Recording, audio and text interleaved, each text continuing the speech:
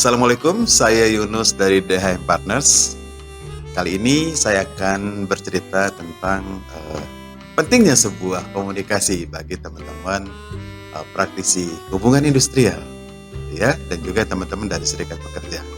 Nah, kalau saya bercerita bahwa kenapa akhir-akhir ini kalau saya dapati gitu ya, hubungan yang kurang harmonis antara teman-teman di HR gitu ya, di SDM gitu ya, dengan teman-teman serikat, ya memang seringkali terjadi pergesekan, terjadi deadlock sampai adanya hal-hal yang memang tidak disepakati ketika melakukan perundingan.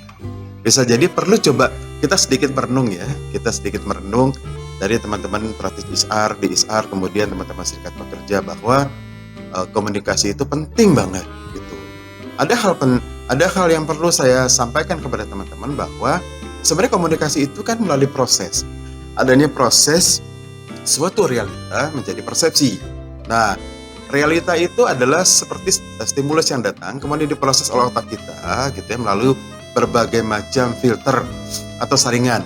Nah, saringan-saringan itulah yang membentuk bagaimana membentuk fisiologi, membentuk state, kemudian state itu menjadi fisiologi ketika merespon gitu ya, nanti jadilah persepsi.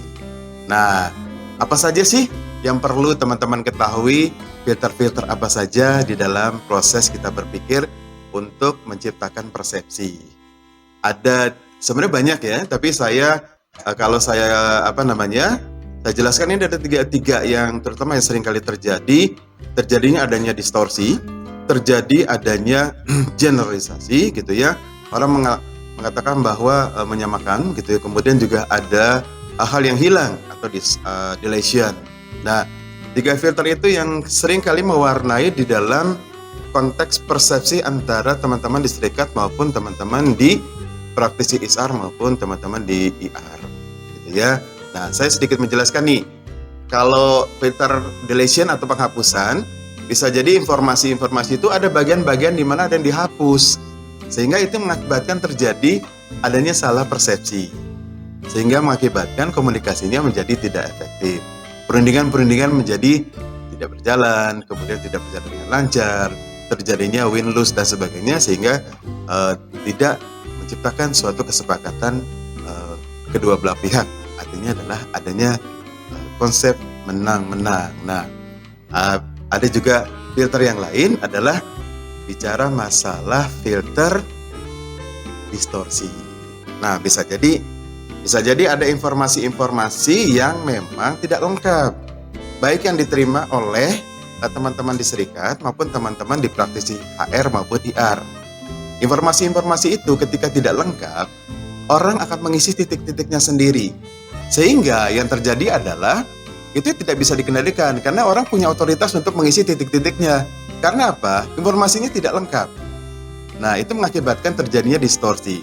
Nah, ini mengakibatkan terjadinya pergesekan, terjadinya perselisihan. Itu sangat kuat ketika distorsinya cukup banyak. Nah, itu jadi teman-teman perlu mengetahui hal ini dengan baik gitu ya. Nah, yang ketiga adalah generalisasi. Generalisasi adalah menyamaratakan. Jadi sudah ada persepsi di masing-masing, apakah itu dari teman-teman IR, HR maupun dari serikat, adanya generalisasi menyamakan, biasanya paling seperti ini, seperti ini biasanya. Rata-rata paling orang serikat pasti begini.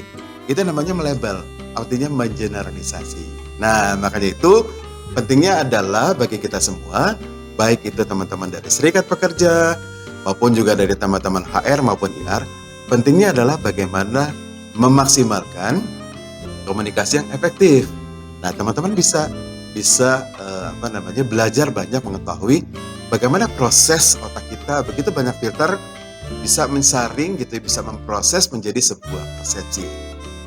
Ingat ya, tubuh dan pikiran adalah satu.